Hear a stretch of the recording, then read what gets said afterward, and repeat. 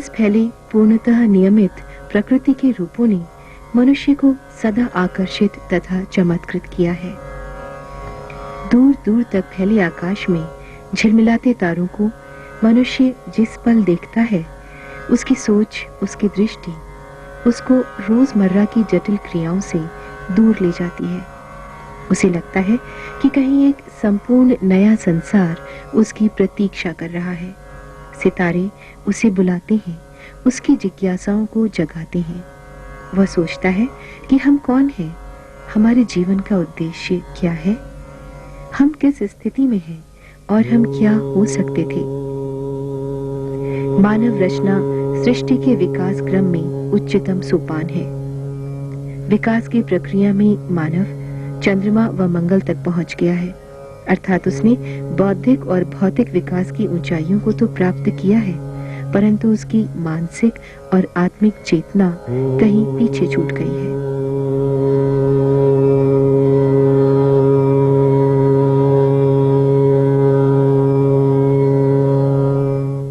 नई सहस्त्राब्दी के इस मोड़ पर एक ऐसे विश्व की परिकल्पना है जहां युद्ध न हो, रंग भेद न हो वर्ग भेद के अस्वाभाविक बंटवारे, बल्कि एक ऐसा संपूर्ण नया संसार हो जो हमारी सनातन आत्मिक और आध्यात्मिक अवधारणाओं के अनुरूप सामूहिक चेतना और प्रेम की ओर बढ़े।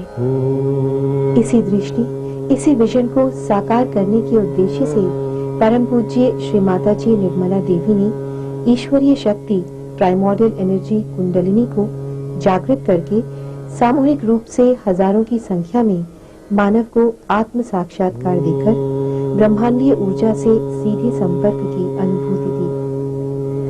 सहज योग में कुंडलिनी जागरण से मनुष्य का ईश्वर से योग हो जाता है। ईश्वर की प्रेम और करुणा की शक्ति हमारी आत्मा के द्वारा संपूर्ण मानवता में फैलने लगती है और संपूर्ण सृष्टि, धरती, आकाश आनंद, प्रेम और शांति से प्लावित हो जाते हैं। तब हमें लगता है कि प्रेम तारों की गति को भी प्रभावित कर सकता है।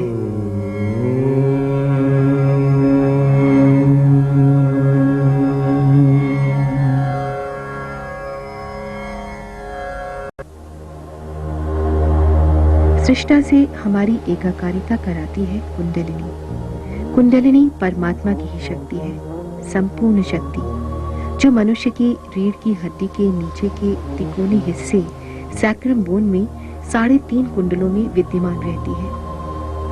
आत्म साक्षात्कारी गुरु या महापुरुष के संपर्क में आने पर यह कुंडलिनी शक्ति जागृत हो जाती है और मनुष्य के शरीर के 6 ऊर्जा केंद्रों यानी चक्रों के अंदर से निकलकर सर के ऊपरी भाग में स्थित 7वें चक्र को भेदकर सृष्टा से हमारी एकाकारिता करा देती है।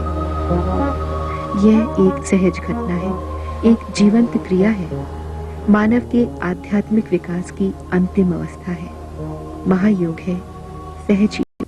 स्पाइनल कॉर्ड में स्थित ईश्वरीय शक्ति के 6 ऊर्जा केंद्र या चक्र मनुष्य के संपूर्ण स्नायु मंडल से संबंधित है। इन 6 ऊर्जा केंद्रों का नियंत्रण हमारे मस्तिष्क में स्थित 6 ऊर्जा केंद्र या चक्रों द्वारा होता है।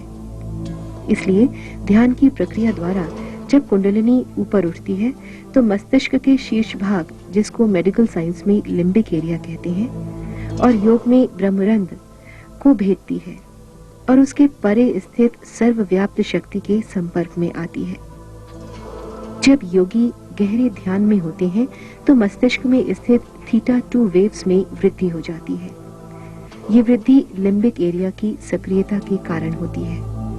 इसके अलावा मस्तिष्क के अलग अलग केंद्रों में स्थित विभिन्न मस्तिष्क तरंगों की क्रिया में भी वृद्धि और परिवर्तन देखा गया है। इस प्रकार आत्मशक्ति हमारे मस्तिष्क और नर्वस सिस्टम के माध्यम से स्वतः कार्यान्वित होने लगती है और संपूर्ण शरीर और मन दोनों ही रोग मुक्त हो जाते हैं।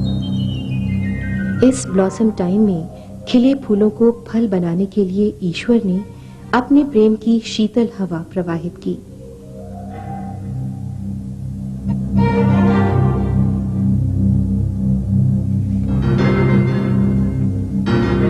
कुंडलिनी जब जागृत होकर ऊपर उठती है तो व्यक्ति अपने सिर के तालु भाग में, अपने हाथों की उंगलियों के टिप्स पर और उसके ऊपरी भाग में सहज ही ठंडी ठंडी शांत शीतल चैतन्य लहरियों के बहाव का अनुभव करने लगता है।